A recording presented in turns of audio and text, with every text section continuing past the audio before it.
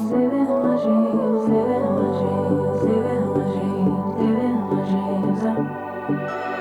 had a dream last night. Did everything I never do in real life. I stepped into a room, told everyone to be quiet. Cause I had something to say to everybody who Good morning. May I have the caramel truffle ice, please? Medium? No, that'd be all. But can I have, you guys have oat milk? Yes. Yeah, I'll take, can I have oat milk instead of whole? That's all we said? Yes. Thank you. Hi, good. It's going pretty good. How about yours? Oh, awesome. Thank you so much. You, same to you. I am sitting in my mess. I believe that when there's a will, there's a way. Yup, I do. And what I should have willed myself to do is be patient and wait for God's timing. And I did not. And now I am dealing with it. And God ain't punishing me. I punish myself. The difference is I willed myself right into a big mess. And now I'm trying to get up out of it. And that will to be patient, knowing how uncomfortable the situation is hard. But sometimes the courage and the strength that you use to get the things that you want and the desires of your heart, you need to use that courage and that strength to believe and wait on God's time. Yeah.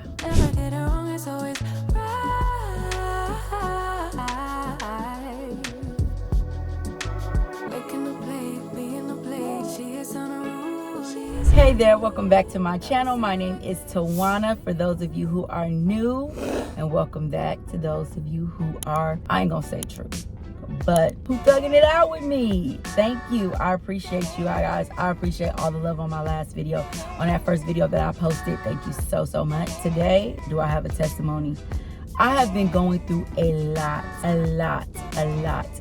And it is all because I did not wait on God's timing. And I didn't wait on God's timing a year ago. And I am still dealing with all of the repercussions that comes from waiting on God's timing. It takes a lot to wait for God, like wait for the answer.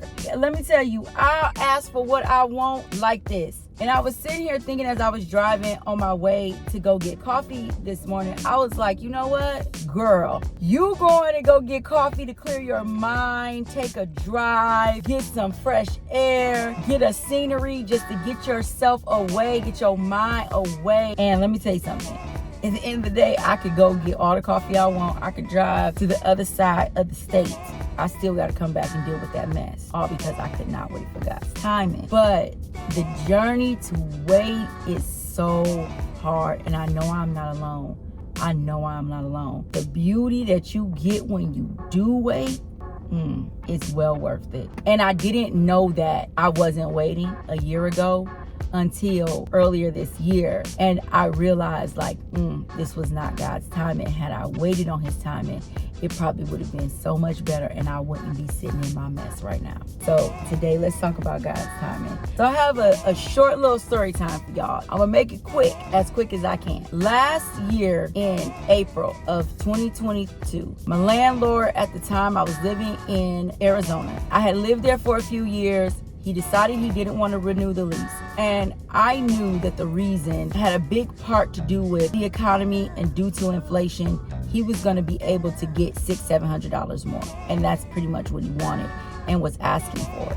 And he knew that he couldn't justify that kind of increase with me. So he said he wasn't going to renew the lease. I was a little devastated because I knew that it was going to uproot my family and I didn't have a lot of time. It was like he gave me 30 days. And I asked him to give me an additional 30 days to get my kids out of school at the end of May. And I had decided that me and my kids, we had courted Houston for a good year and a half. And I felt like, okay, God, this must be the sign that it's time. If this is the sign that it's time to move to Houston, a place that we have been courting, these are the three things that I need to know to make that move. I need another job that pays more, right? It wasn't just I needed another job. I needed another job that pays more. I needed a place to live, and I needed the money, the means to get there, okay? I applied for a job with the company that I work for. Y'all, I'm bold to have this shirt on because I no longer work for this company, but I'm going to get to that in a little bit. I applied for a job with the company. I went through all type of hoops and loops. Talked to, I don't know how many interviews I did for a job that, I already worked for the company. I never had to go through that. I went through one interview and that was it. Maybe two. But I went through 4. I was talking to everybody. I dang near talked to the CEO. So I got the job. It was paying more, a good bit more, $20,000 more than what I was making. It was paying a good bit more. And they relocated me, meaning there was the job that paid more and there was the means. They were paying for me to move to Houston. Now I just needed the place. And in my brain, I'm like, shoot, 2 out of 3. That means when I get there, getting a place gonna be a breeze. I'm gonna start applying now. I was feeling really good about it. And I got here. So I had to start the job on July 11th. I was told I had the job June 10th, actually. Surprisingly, I was out here in Houston, just manifesting. Okay, I was manifesting. And I got the news that I got the job. My manager at the time gave me an additional 2 weeks to get acclimated and get adjusted to Houston, get settled. I got paid starting the 1st from the new role, but I actually didn't have to be in the building until July 11th, which just happened to be my birthday. Ghetto, red flag that I turned into a green one. Because listen, I have no problem turning red flags into magenta and green. I will go. Okay, I will be on go mode. So on July 2nd, I got here. I got an Airbnb so that I could find a place. I wanted to be in the city because I felt like it would be easier to be here looking for a place as opposed to being far away and having to just blindly do it. Needless to say, I ended up blindly moving because every time that I applied or I found something I liked, they didn't have a move-in date. Like for an apartment, the move-in dates were all the way to September, October. So they didn't have anything coming up close. And I needed to get settled for the kids and their school. Every house that I liked, because I eventually got a realtor, every time we would go get ready to put an application on it, they were like, oh, it's under contract already. So at the end, after I had started the job, it took me 3 weeks to find a place once I got here. Honestly, that's not a long time, but when you're paying for Airbnbs every week, it's a lot of money you're spending, and therefore it was a lot. Long story short of it all, I had 2 options at the end that had availability. One was an apartment and one was this house that I live in now. I obviously chose the house. And honestly, I don't know if the apartment was what God wanted me to do because the apartment was much cheaper. At any rate, I don't know if God wanted me to go with the apartment or if I should have just waited out everything, right? But anyway, I ended up taking a house. I had moved in this house blind. I was at work and my realtor literally showed me the house on FaceTime. From what I could see on FaceTime, it was cool. It was all right. I couldn't really tell. I couldn't smell it. I couldn't really put my eyes on things that you see up close. She just said it just needed to be cleaned. It had been sitting for 2 months. The 2 months was not the reason why it needed to be cleaned. It was because the previous people who lived in there did not take care of the house, and the previous people before then. I just ended up in a slum landlord situation. It was a facade because from the outside looking in, it didn't look like that. And so how I know, right, that I didn't wait on God's timing, right? Let's talk about how I got to the conclusion that this was not God's will, that I was not following God's plan, the desires that He had for me. I was acting on the desires that I had for myself. And how I knew that was because I hated the house, and I still hate the house. I hated the job. So the resource to get here, that didn't outweigh the 2 bigger things, which was the job and the house. The reality is there was a lot of constraints around that resource to get here. I had signed a contract that said I needed to stay at that job for 2 years before I could leave, or I would have to pay back the money. Well, I was miserable. I went to God pleading, begging, I need out of this job. I need out of this house. I need out of this situation. I didn't feel like God didn't want me to be here in Houston. I just felt like I didn't wait for His timing. I didn't wait on the job that He planned for me to have.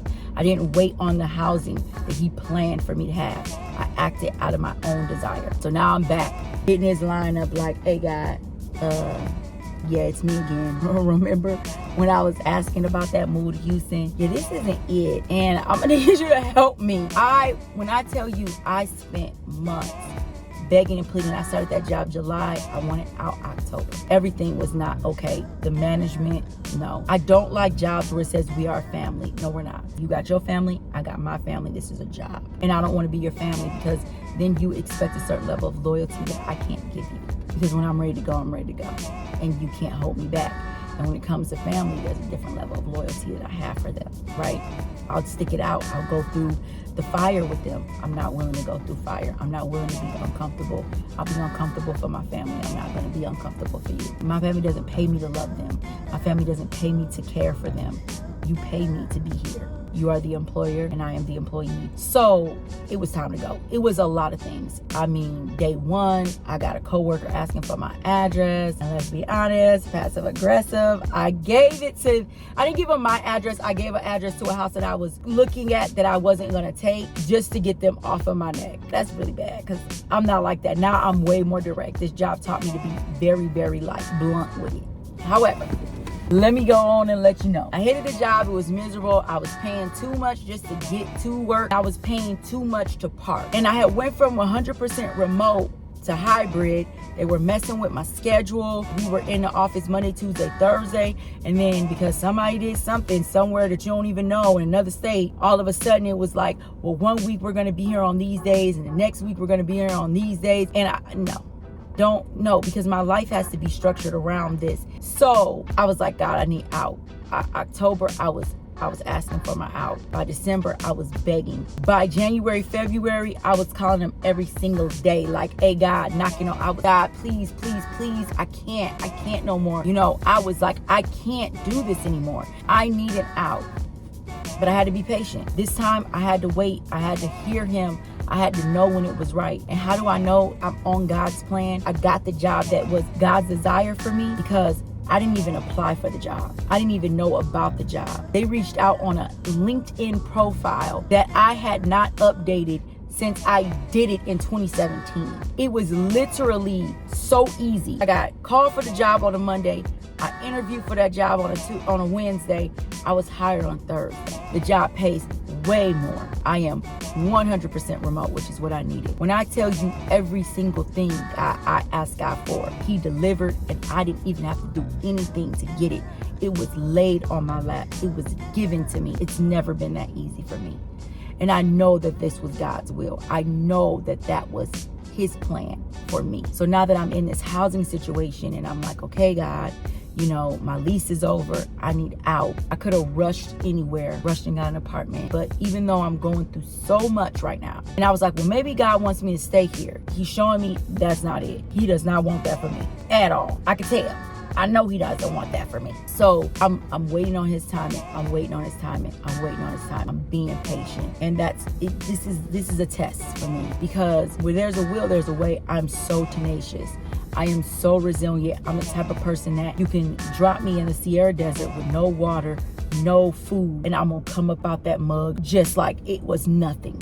And I believe in making things happen. But I know that if I go out and do it, right, and I don't wait on God's desire for me and wait on God's timing, that I'm going to end up in just the same situation or worse. So right now, it is so difficult. I was just having that thought in my head, like, ooh, I want to go do this. And I just stopped in my tracks. And that's the reason why I'm sitting here and I turned on the camera and I'm like, y'all, let's talk about it.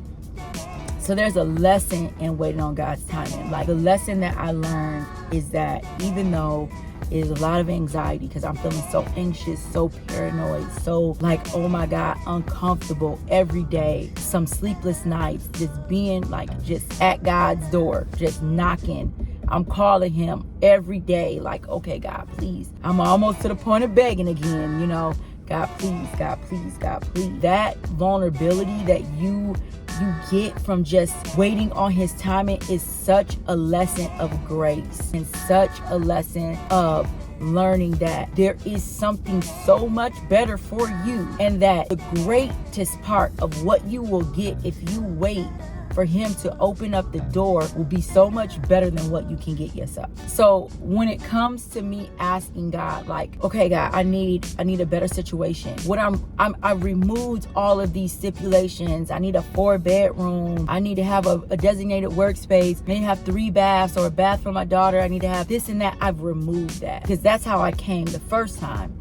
This time, what I need most is I want to be a homeowner, and I've never wanted to build roots. I was perfectly fine being a renter until this year. And I think that was another lesson that I learned, is that it's time for me to build roots. It's time for me to look at my living quarters as a long-term situation instead of a short-term situation. I'm asking God to give me living quarters that's going to be comfortable, suitable, also something that's going to allow me and prepare me for home ownership. So today I was like, okay, you know what you need, you know what you want, you know what you're asking God for. So today is the day that I'm going to start embracing God's timing. Yesterday, the way I was feeling, it was like I was going to call off of work, call in sick, or just, and just go everywhere and house hunt and apartment hunt, and I was going to secure something. When I was driving this morning and getting my coffee, I had a change of heart. I had something was in my ear saying, no, you're not going to call off from work today.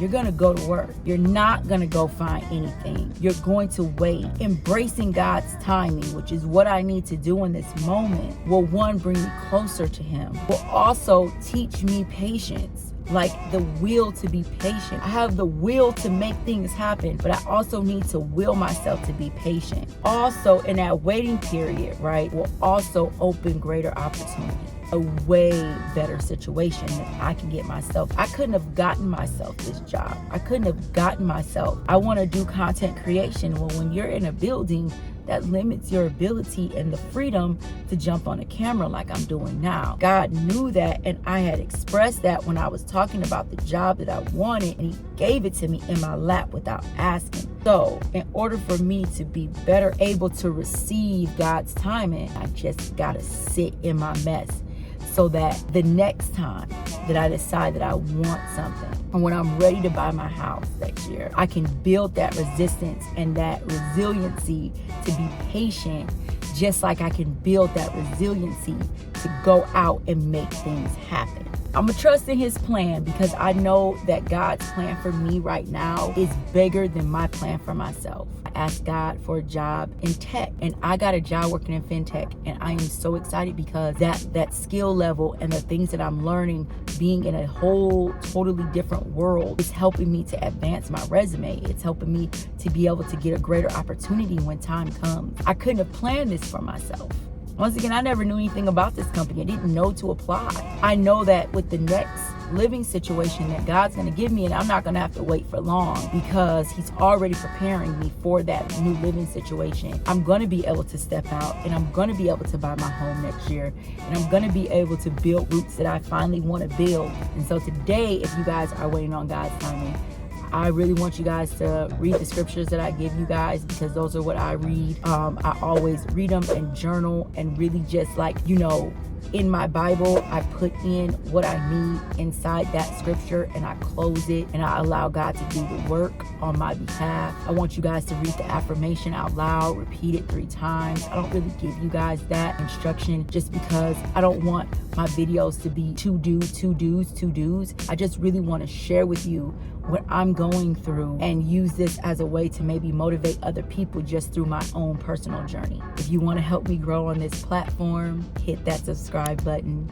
Go ahead and enable those post notifications so that you're aware of every time I post, and make sure you like and comment down below. Share with me your journey, your testimonies, any stories. Give me motivation to keep going and to be patient. Again, my name is Tawana. Thank you guys so much for watching. Bye, y'all.